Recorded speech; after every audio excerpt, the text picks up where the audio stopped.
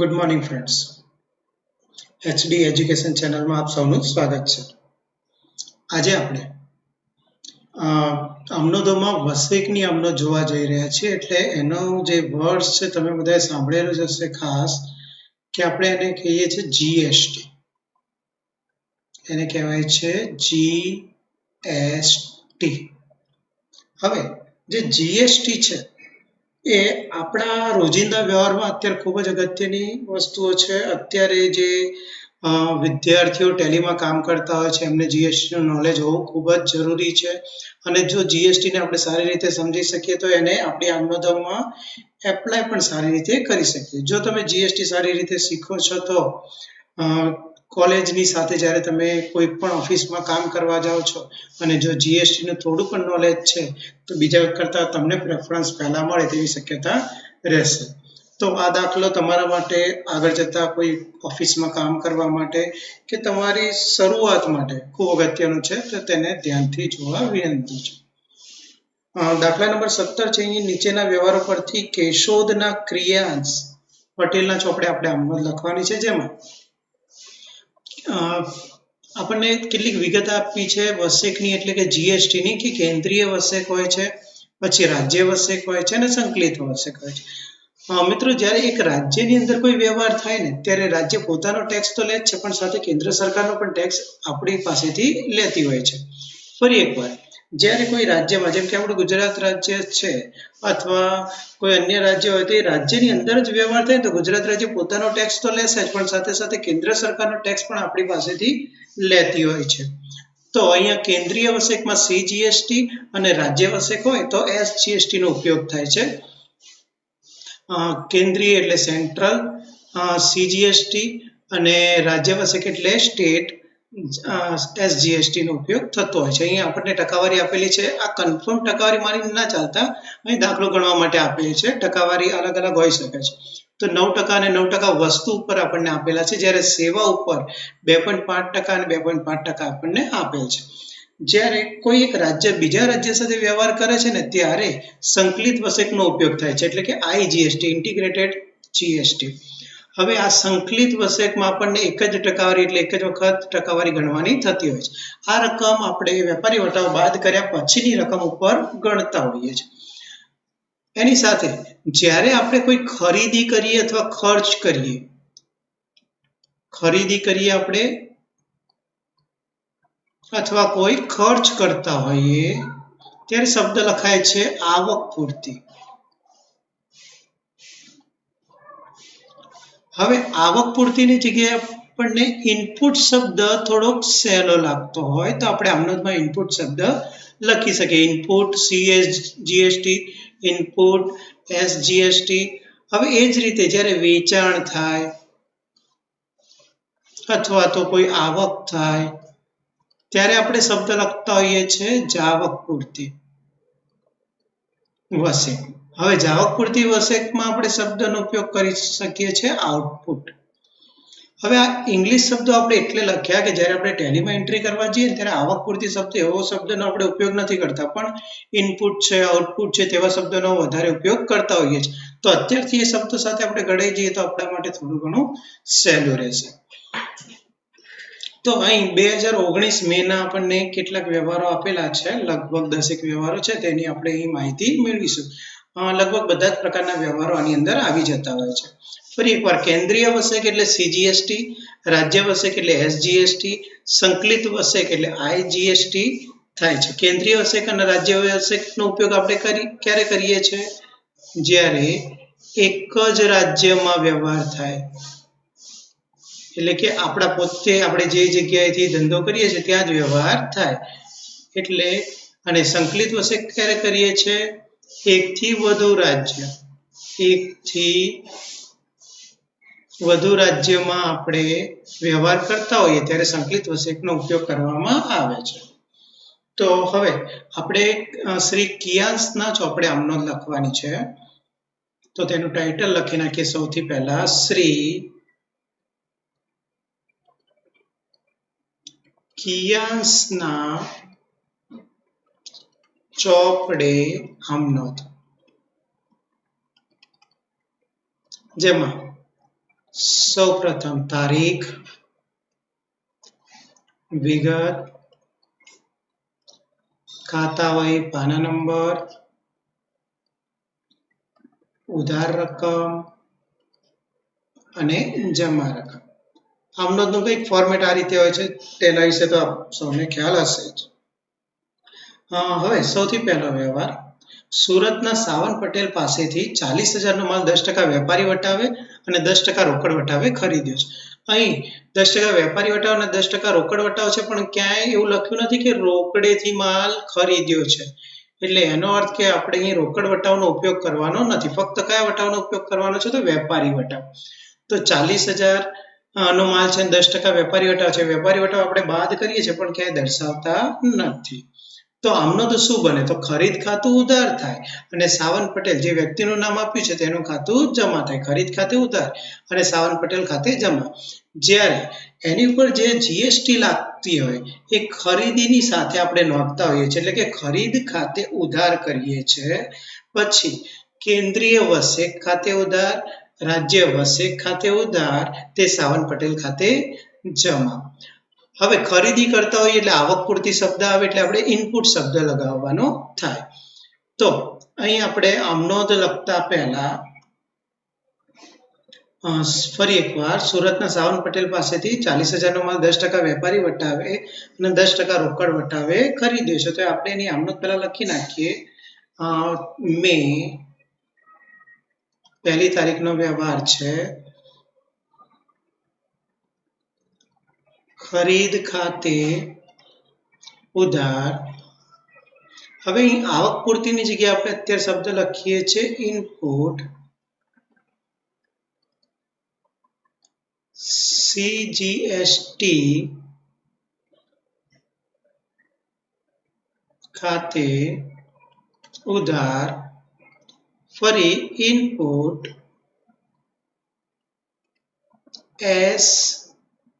SGST ખાતે ઉધાર.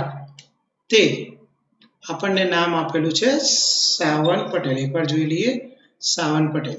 તે સાવન પટેલ ખાતે.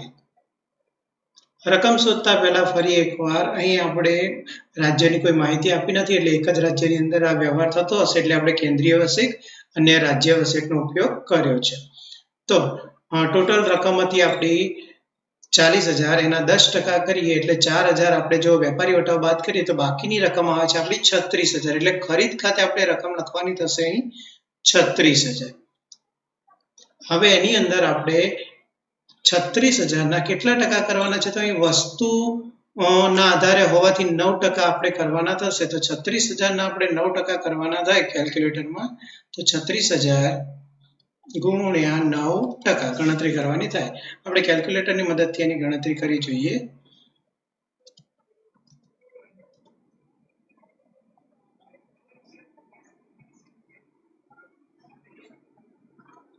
તો એમાઉન્ટ છે આપણી 36,000 ગુણ્યા 9 ભાગ્યા 100. તો 3,240 9% લેખે રકમ થાય છે. તો ઇનપુટ CGST થશે 3,240, એટલે બીજા 9% લેખે પણ 3,240. તો ટોટલ એમાઉન્ટ આપણી કેટલી થઈ? તો 36,000 વત્તા 3,000 વત્તા 3,000 એટલે 42,480. 42,480 આપણે સાવન પટેલને ચૂકવવાના થશે. બાબત જેમાં આપણે નોંધી શકાય કે 40,000નો માલ 10% વેપારી વટાવે ખરીદ્યો તેના.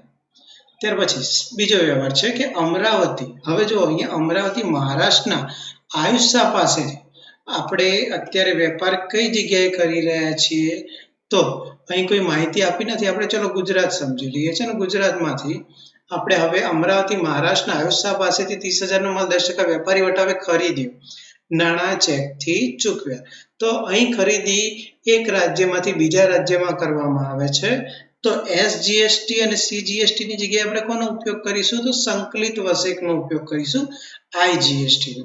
પણ ખરીદી હોવાથી ઇનપુટ શબ્દ લાગશે અને જો વેચાણ હોય તો આઉટપુટ લાગે છે. તો અહીં આપણી આમનોંધ શું થાય? તો ફરી એકવાર આપણે ખરીદી કરી છે અને નાણાં કઈ રીતે ચૂકવ્યા છે? ચેકથી ચૂકવ્યા છે. ચેકથી ચૂકવ્યા હોય એટલે વ્યવહાર રોકડ છે એક પ્રકારનો, વ્યક્તિનું નામ નહીં આવે. એટલે ખરીદ ખાતે ઉધાર તે બેંક ખાતે જમા. 30,000 ના 10% કરીએ એટલે 3,000 ની વેપારી વટાવની રકમ બાદ કરતા આપણી રકમ થાય છે 27,000. ખરીદ ખાતે ઉધાર, તારીખ છે આપણી 3, ખરીદ ખાતે ઉધાર. હવે ઇનપુટ IGST સંકલિત વસેટ ખાતે ઉધાર તે રકમ ચેકથી ચૂકવી છે એટલે બેંક ખાતે. તો એ રકમ કેટલી થશે? તો ટોટલ હમણાં આપણે રકમ જોઈ 30,000 ના 10% વેપારી વટાવ બાદ કર્યા પછી 27,000 અને 27,000 ઉપર IGST ની રકમ આપણી કેટલી થાય છે? તો 27,000 ઉપર IGST ની રકમ 18% આપણે ગણતરી કરવાની છે. તો 27,000 ગુણ્યા 18%. કેલ્ક્યુલેટરમાં ફરી ગણતરી કરીએ એની.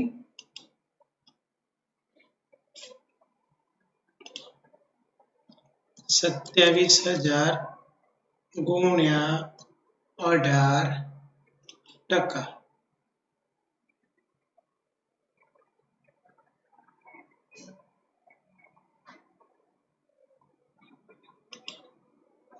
રકમ થાય છે આપણી 4,860.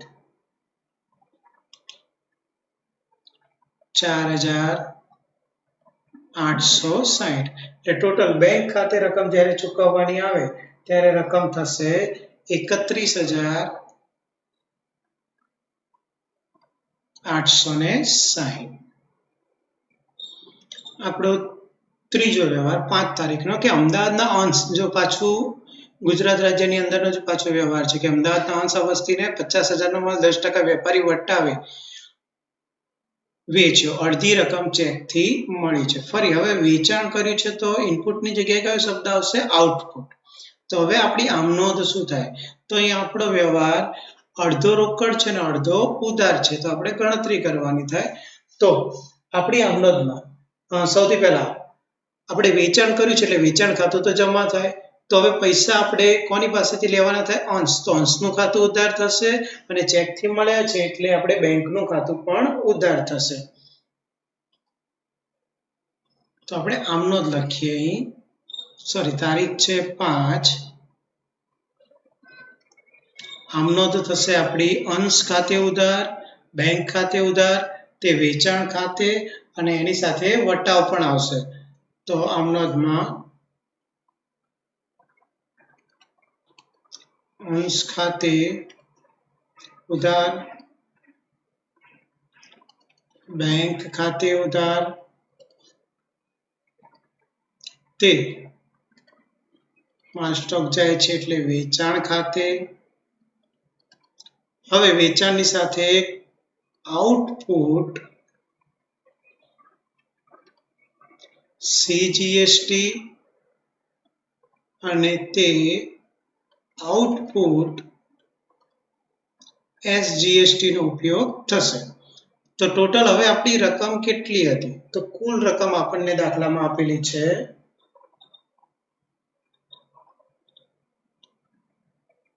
50,000 નો માલ છે, 10% વેપારી વટાવ એટલે 45,000 ની રકમ થાય. ટોટલ રકમ થાય છે આપણી 45,000 અને 45,000 ઉપર આપણે ટેક્સ ગણવાનો થાય 9% આપણને આપેલો છે.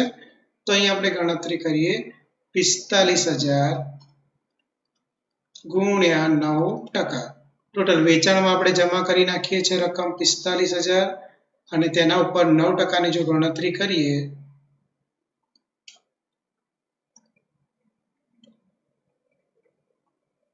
ગુણ્યા 9% એટલે 4,050 ની રકમ થશે આપણી. એટલે રકમ થશે GST માં 4,050 અને 4,050. તો કુલ રકમ આપણી કેટલી થઈ? તો 45,000 વત્તા 8 એટલે 53,100. 53,100 માંથી આપણે અડધી રકમ નો ચેક આપ્યો છે અને અડધી રકમ આપણે લેવાની બાકી છે. તો આપણે ગણતરી કરી જોઈએ 53,100 ભાગ્યા 2 આપણી રકમ થાય છે 26,550 એટલે અહીં રકમ થશે આપણી 26,550 26,550 ફરી એકવાર આપણે વેચાણ કર્યું છે એટલે વેચાણ ખાતે રકમ જમા કરી તેની સાથે ટેક્સ આપણે પ્લસ કર્યો અને એ રકમની અડધી રકમ આપણે બેંક દ્વારા આપણને મળી છે જ્યારે અડધી રકમ આપણને અંશ પાસેથી આપણે લેવાની બાકી છે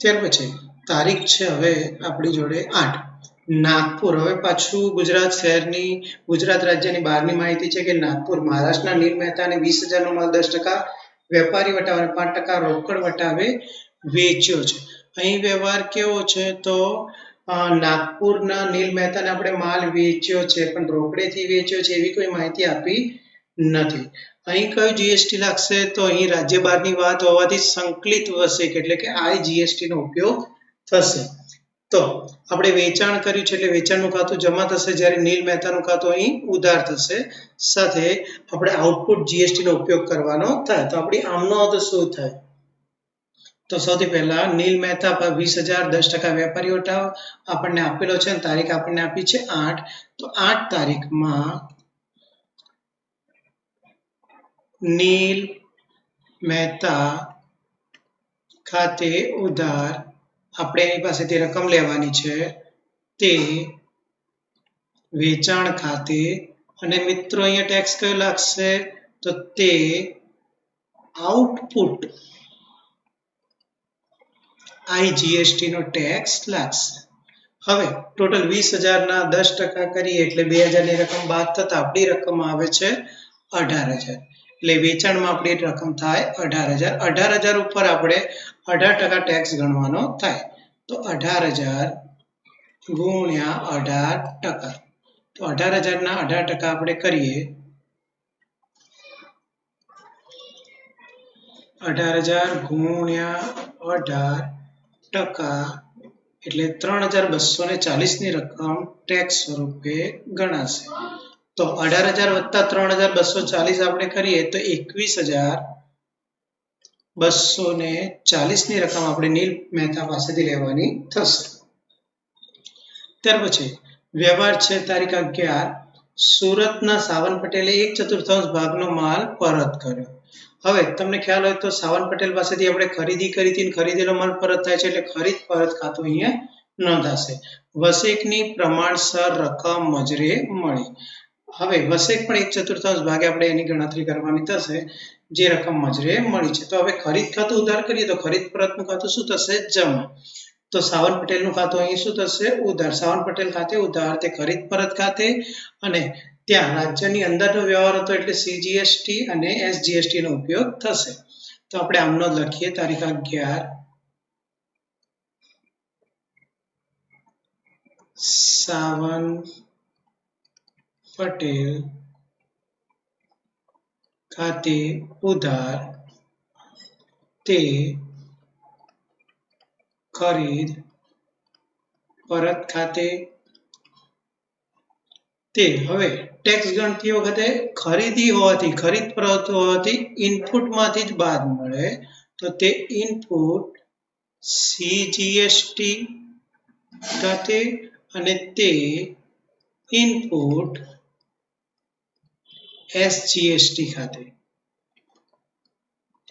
તો ચોથા ભાગની રકમ તો આપણે વ્યવહારમાં જોઈએ ખરીદીમાં 36,000 ની રકમ હતી 36,000 ના 36,000 નો ચોથો ભાગ કરીએ એટલે રકમ થાય આપણી 9,000 36,000 નો ચોથો ભાગ અહીં આપણે છતાં લખી રાખીએ તમને ખ્યાલ રહે 36,000 ગુણ્યા 1/4 હવે 9,000 ઉપર આપણે 9% ટેક્સ ગણીએ એટલે 810 ની રકમ થશે તો ટોટલ આપણી રકમ થાય 10,620 ટોટલ રકમ થશે આપણી 10,620 સાવન પટેલ ખાતે તેટલી રકમ આપણને બહાર મળશે ત્યાર પછી આપણો વ્યવહાર છે 16મો, નાગપુરના નીલ મહેતા પાસેથી 1/5 ભાગનો માલ પરત મળ્યો. વસેક સાથેની પ્રમાણસર રકમ મજરે આપી. તો હવે અહીં વ્યવહાર નાગપુરનો છે એટલે અમદાવાદ ગુજરાત બહારનો છે. ગુજરાત બહારનો વ્યવહાર હોવાથી આઈજીએસટી લાગશે અને 1/5 ભાગનો માલ પરત મળે છે. તો વેચેલો માલ પરત આવે એટલે વેચાણ પરત કહેવાય. એટલે વેચાણ પરત ખાતે ઉધાર થશે અને નીલ મહેતા ખાતે જમા. જ્યારે વેચાણ પરત સાથે આપણે આઈજીએસટી નો ઉપયોગ કરીશું. તો તારીખ આપણને આપેલી છે 16 તારીખ. હવે 5મા ભાગનો માલ છે નીલ મહેતા પાસેથી. તો 18,000 ની રકમ હતી નીલ મહેતાની 8 તારીખના વ્યવહારમાં અને એનો 5મા ભાગનો માલ છે. તો પહેલા આપણે આમનો જ લખી નાખીએ. વેચાણ પરતનું ખાતું આપણું ઉધાર થાય. તો વેચાણ પરત ખાતે ઉધાર. પછી હવે વેચાણ છે એટલે આઉટપુટ આવશે. આઉટપુટ સંકલિત છે એટલે આઈજીએસટી ખાતે ઉધાર તે નીલ મહેતા ખાતે. ટોટલ રકમ 18,000 નો 1/5 ભાગ કરીએ આપણે તો અહીં લખી રાખીએ છીએ 18,000 ગુણ્યા 1/5 3600 ની રકમ થાય. 3600 પર આપણે 18% ટેક્સની ગણતરી કરીએ. 3600 ગુણ્યા 18%, 648 ની રકમ થાય છે આપણી. 648 એટલે કુલ નીલ મહેતા ખાતે આપણે રકમ નોંધવાની થાય 4,248. નીલ મહેતા ખાતે રકમ લખવાની થશે 4,248. ત્યાર પછી વ્યવહાર છે ઓફિસ માટે 40,000 નું કોમ્પ્યુટર શુભ ઇન્ફોટેક માંથી ખરીદ્યો. હવે ધંધાની ખરીદી નથી કરતા અને મિલકત ખરીદીએ છીએ. મિલકત ખરીદીએ એટલે મિલકત ખાતે ઉધાર થાય એટલે કે કમ્પ્યુટર ખાતે ઉધાર થશે અને તે શુભ ઇન્ફોટેક પાસેથી આપણે ખરીદ્યું છે પણ નાણાં ચેકથી ચૂકવે એટલે બેંક ખાતે જમા થશે. ખરીદી કરી એટલે ઇનપુટ થાય અને અહીં કોઈ અન્ય રાજ્યની માહિતી ન આપેલી હોવાથી સીજીએસટી અને એસજીએસટી નો ઉપયોગ થશે. તો 40,000 નું કોમ્પ્યુટર છે. 24 તારીખ